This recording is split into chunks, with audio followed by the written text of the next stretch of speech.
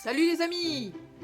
Petite vidéo noëlesque dans laquelle je vous présente 5-6 BD que j'ai bien aimés sur un thème très précis.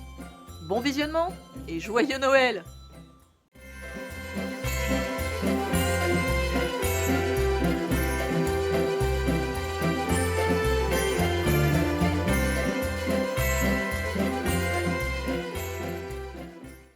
Alors la sélection pour cette vidéo là va être pour la jeunesse, donc vraiment des bandes dessinées jeunesse que j'ai beaucoup aimé. C'est sûr que j'en ai pas 15 millions non plus, mais j'en ai quand même quelques-unes que j'ai beaucoup appréciées honnêtement. Ça va vraiment sur des styles complètement différents, ça part de la fantasy, des histoires réelles, etc. Donc c'est vraiment le fun. Puis il y en a certaines qui sont en one shot et d'autres qui sont plus des séries à plusieurs volumes. Donc j'en ai 6 à vous présenter. La première bande dessinée que je veux vous présenter en fait est vraiment cute comme tout, vraiment mignonne comme tout. C'est Chez Rue de Sèvres. Alors c'est scénarisé et dessiné par scénario Augustin Lebon et les dessins couleurs sont de Louise Joor, J-O-O-R, et ça s'appelle Le Grand Migrateur. J'avais vraiment aimé cette petite BD en fait qui paye pas de mine, je pense pas qu'elle fasse beaucoup de pages. Elle en fait quand même, elle en fait 70 et c'est quand même beaucoup de pages. Puis c'est très fantasy. Effectivement, vous voyez les dessins, c'est vraiment cute comme tout. C'est tout rond, tout mignon, mais c'est quand même pas mal de détails effectivement dans la façon de présenter chaque case. Puis c'est un univers effectivement très fantasmagorique, très avec des animaux bizarres, puis avec des personnages étranges, puis avec des petits personnages effectivement attachants, etc. Dont cette mamie là, effectivement, qui s'appelle Odette, qui est supposée être la vieille Odette, donc la princesse au cœur de pierre, qui va se rendre compte qu'elle va être obligée de partir en vadrouille parce qu'un des derniers grands migrateurs s'est réveillé et que ce grand migrateur en fait doit passer d'un point A à un point B pour effectivement sauver le monde. Donc comme vous voyez sur la pochette, il est derrière, il est là, une espèce de grand migrateur. Puis ils vont partir effectivement en vadrouille à plusieurs, donc c'est vraiment mignon, c'est vraiment joli, c'est tout enlevé, il y a plein d'aventures, on rencontre plein de créatures diverses et variées. Donc oui, ça peut démarrer à l'âge de 8 ans là, si ça sait déjà lire. Allons-y, allons-y, vraiment. Parce qu'il n'y a pas de violence, il n'y a que de l'aventure, il n'y a que des choses chouettes, des partages mignons et tout. Donc là, Le Grand Migrateur. Donc ouais, c'est une petite bande dessinée que j'ai beaucoup aimée. Ensuite, une bande dessinée qui est encore une fois chez Rue de Sèvres, qui est tirée d'un roman de Kathleen Carr et qui a été en fait dessinée par Léonie Bischoff. Et ça s'appelle La Longue Marche des Dindes. Ça aussi, vraiment très chouette, très doudou, plein de philosophie, plein de bons sentiments, plein de joliesse, vraiment, parce qu'en fait, on va voyager avec un petit garçon qui veut gagner de l'argent en faisant, en fait, le commerce de dindes. Et pour faire le commerce de dindes, il faut qu'il les emmène d'un point A à un point B, donc il va partir avec elle, en fait, à travers je pense que c'est aux États-Unis, je crois. Je vous lis la 4e de couverture, en fait, c'est Simon Green se voit diplômé d'office par son institutrice qui l'encourage à déployer ses ailes. Lorsqu'il apprend que les dindes valent 20 fois plus à Denver, il décide d'en acquérir 1000 pour les transporter jusque-là. Donc vraiment chouette, vraiment une très jolie BD. Comme je vous dis, c'est une quête à l'intérieur, une quête de rencontre entre des gens. Il y a un petit peu de violence par rapport aux gens qui croisent effectivement sur son chemin. On sent le courage du petit garçon, il va croiser des gens qui vont l'aider, des gens qui vont l'emmerder, en tout cas c'est vraiment une très jolie histoire. Puis vous voyez les dessins sont mignons comme tout pastel, tout joli, quand même assez simple, mais vraiment efficace avec pas mal de couleurs différentes par rapport aux ambiances, aux atmosphères, etc. Donc vraiment chouette, vraiment chouette. Puis ce petit garçon est vraiment attachant, donc j'ai beaucoup aimé ma lecture effectivement. Ensuite, alors une bande dessinée qui est en 3 tomes, je pense que c'est fini. Puis c'est assez particulier parce que, alors, on est chez Dupuis. Et c'est donc, c'est à 4 mains parce que je ne sais pas exactement qui fait quoi, mais c'est donc scénarisé et dessiné par Jocelyn Boisvert et Pascal Colpron. Et ça s'appelle Mort et déterré. J'ai bien aimé, c'est vraiment le fun. Donc ça c'est l'épisode 1. Épisode 2, puis épisode 3, qui termine la saga. Puis on suit en fait ce garçon, qui a peut-être une quinzaine d'années, qui a 12-13 ans plutôt, puis qui va malheureusement décéder. Donc ça c'est effectivement le petit garçon. Il va malheureusement mourir, mais il va se réveiller effectivement en zombie. Donc s'en suivent plein d'exercices, plein de trucs, parce que surtout quand il décède, mais il revient tard, en fait il revient plusieurs années après. Donc sa famille s'est développée parce qu'en fait quand il meurt, sa maman je crois est enceinte. Ou en tout cas. Puis il tombe un peu amoureux, enfin en tout cas, vous voyez comme effectivement il décède. Puis c'est plein d'humour, plein d'aventures, plein de trucs rigolos parce qu'effectivement le fait qu'il soit mort, comme ça, effectivement il est obligé, il s'allie avec des gens vivants qui doivent le croire, donc principalement son petit crush de départ, donc la petite jeune fille effectivement avec laquelle il a une petite relation amoureuse, disons. Puis c'est vraiment drôle, les dessins sont vachement chouettes. Puis le personnage mort est présenté vraiment sympathique comme tout, c'est vraiment marrant. J'avais beaucoup aimé ma lecture, puis ça, oui, ça peut démarrer quand même assez tôt, puis les zombies, les enfants n'ont plus peur, donc autant regarder. Puis effectivement, vu les dessins, c'est quand même assez cool, mais il y a quand même des choses touchantes qui se passent, notamment par rapport à la mort, effectivement, des prises de conscience. Encore une fois, les relations effectivement entre les jeunes, comment ça se passe, est-ce qu'il y en a qui s'allient, il y en a d'autres qui se battent, etc. Donc c'est vraiment chouette, vraiment chouette. J'adore la pochette du premier, je la trouve géniale, j'adore beaucoup. Puis une autre bande dessinée aussi que j'aime beaucoup, qui est vraiment pour les petits en fait, qui est pour les petits, qui est aussi pour les adultes de mon âge donc, dont je n'ai pas les exemplaires parce que je les ai empruntés à la bibliothèque.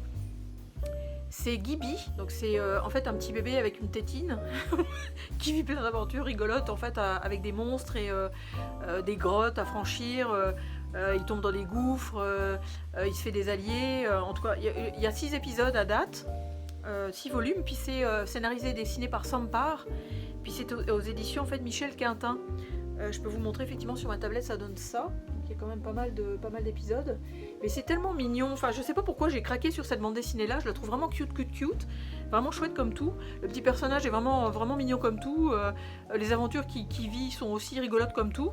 Donc, le comme tout fait ma chronique. Mais c'est ça. Non, c'est vraiment une petite bande dessinée mignonne comme tout. Puis je sais pas, je le trouve vraiment mignon avec sa tétine qui lâche pas. Puis il croise d'autres petits personnages qui sont aussi des enfants. Donc puis il vit des aventures qui sont des fois pas faciles, enfin, avec des choses avec des tentacules, puis, ou des monstres poilus, etc.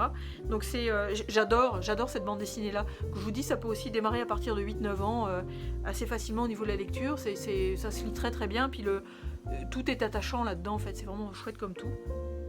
Donc c'est une bande dessinée que je vous recommande aussi à mettre sous le sapin, disons. Et le petit dernier, et non le moindre, qui peut s'adresser autant à la jeunesse que effectivement à l'adulte. Puis on en parle beaucoup depuis que le premier tome est sorti, parce que pour l'instant il y a 3 tomes. C'est une série qui n'est pas encore finie. Donc ça c'est chez Gallimard bande dessinée, et c'est dessiné et scénarisé par Tim Probert, et ça s'appelle Lightfall. Donc ça c'est le numéro 1, numéro 2 et numéro 3 pour l'instant, puis c'est la même taille à chaque fois, hein. Je sais pas si c'est ça, c'est la même taille à chaque fois. C'est encore une histoire fantasmagorique. On va suivre Béa, qui est donc comme ceci, qui est une petite fille qui vit avec un sorcier cochon, qui en fait disparaît à un moment donné, puis elle va partir à sa recherche avec cette espèce de personnage étrange qui s'appelle Gad, qui s'appelle Cad, qui est un galdurien, qui en fait est bourré d'optimisme et bourré il se décourage jamais, il est tout le temps bon pied bon oeil, puis il l'encourage tout le temps. Et elle en fait, ce qui est intéressant dans cette bande dessinée là, c'est qu'elle est bourrée d'angoisse, elle est bourrée d'anxiété, donc comme vous pouvez voir, ça se manifeste de cette façon là. Quand elle commence à se poser plein de questions et plein d'interrogations, etc., ou qu'elle commence à s'angoisser sur l'avenir, elle a des crises d'angoisse en fait. Donc c'est particulier effectivement d'être dans un univers fantastique, fantasy, puis de voir une petite fille qui a des réactions extrêmement humaines. Comme vous avez pu voir, le dessin est vraiment tout rond, tout mignon, mais il y a plusieurs univers, parce que là, effectivement, là dans cette double page-là, on suit les méchants. Là, effectivement, comme vous pouvez voir, en plus, la disposition des cases est un petit peu époque classique, c'est un petit peu aléatoire, donc c'est fun aussi parce que ça donne un rythme très soutenu, effectivement, au déroulement de l'histoire. Les couleurs aussi sont quand même assez pastel, assez drôles. Et il y a aussi 2 personnages qui sont... il y a des personnages annexes qui sont vraiment drôles dans leurs réactions. Il y a des histoires, effectivement, de lumière, qu'il faut aller retrouver des globes. Il y a plein de choses, en fait. Donc celui-là, c'est plus la dernière flamme. Il y a l'ombre de l'oiseau. Et effectivement, le tome 3, ça parle du temps des ténèbres. Donc ça peut être aussi très... Voilà, comme ceci en fait, très sombre. Mais c'est une bande dessinée qui se lit vraiment super fastoche. C'est sûr moi j'attends le tome 4 effectivement avec beaucoup d'impatience. Mais c'est une très belle collection, en plus elles sont super jolies. Elles sont quand même un peu petites au niveau du format, beaucoup plus petites que les formats normaux BD classiques disons. Mais elles sont vraiment, puis je vous dis il y a de quoi lire, hein, vraiment. Puis c'est vraiment, ça fait partie de mes coups de cœur effectivement au niveau rayon jeunesse disons.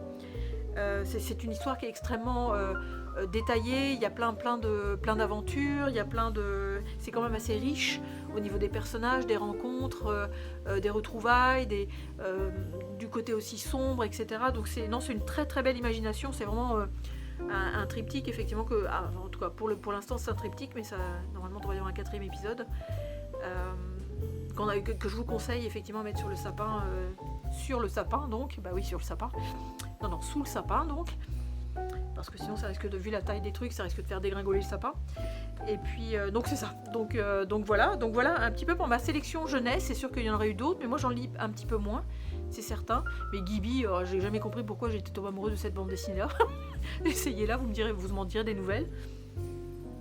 Puis pour compléter un petit peu la chose en fait, ce que j'ai acheté aussi dernièrement et que je vous conseille d'acheter si vous ne l'avez pas fait effectivement au 1er décembre, c'est un petit peu dommage, mais je pense que les histoires même valent le coup. Mais ce que j'ai acheté parce que je me cherchais un calendrier de l'Avent, je me suis dit bon, on va arrêter les chocolats pour éviter de grossir, puis on va pas trouver espèce de je sais pas quoi, du bricolage ou des conneries comme ça. Donc quand j'ai vu que le Lombard avait sorti une bande dessinée de l'Avent, je me suis dit mais voyons, achète-la, là, faut que tu l'achètes, même si c'est effectivement plus une bande dessinée jeunesse, parce qu'effectivement ça parle de Noël, c'est léger, les petits sujets sont cute comme tout, mais c'est donc celle-ci. Donc ça, si vous ne l'avez pas déjà acheté, je sais pas quand est-ce que je vais publier cette vidéo là que je suis en train de tourner là, mais si vous ne l'avez pas encore acheté, même si vous l'achetez 3-4 jours avant Noël, n'hésitez pas à le faire, parce que c'est le fun comme tout en fait. C'est des petites histoires de 3-4 pages faites par tous ces auteurs là.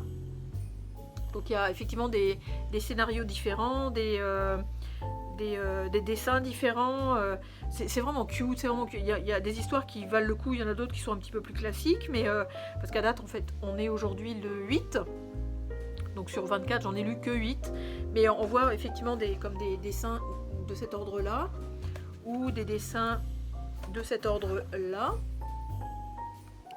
ou des dessins en fait de cet ordre là. Des fois il y a de l'humour, des fois c'est plus sérieux, des fois c'est... Moi à date je trouve ça super cute. Il faut que je vous montre au moins celui-là parce que je l'adore, je trouve génial. J'adore. Donc c'est ça, donc si vous ne l'avez pas acheté, allez-y.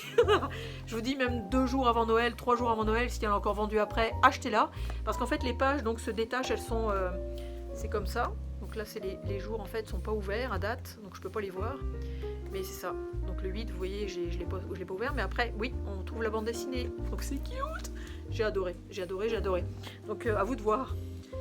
Donc voilà pour cette sélection jeunesse, en espérant que ça vous ait donné quelques idées. Puis c'est sûr que si vous en avez d'autres en fait qui valent le coup au niveau jeunesse, n'hésitez pas à me les donner. Je suis quand même assez friande de ça fait du bien de temps en temps entre deux sujets super durs ou super sérieux, de prendre un petit pincée de jeunesse, c'est le fun aussi. Donc voilà pour cette vidéo-ci. On va se dire à la prochaine vidéo. Donc bonne lecture d'ici là, et puis à bientôt. Salut!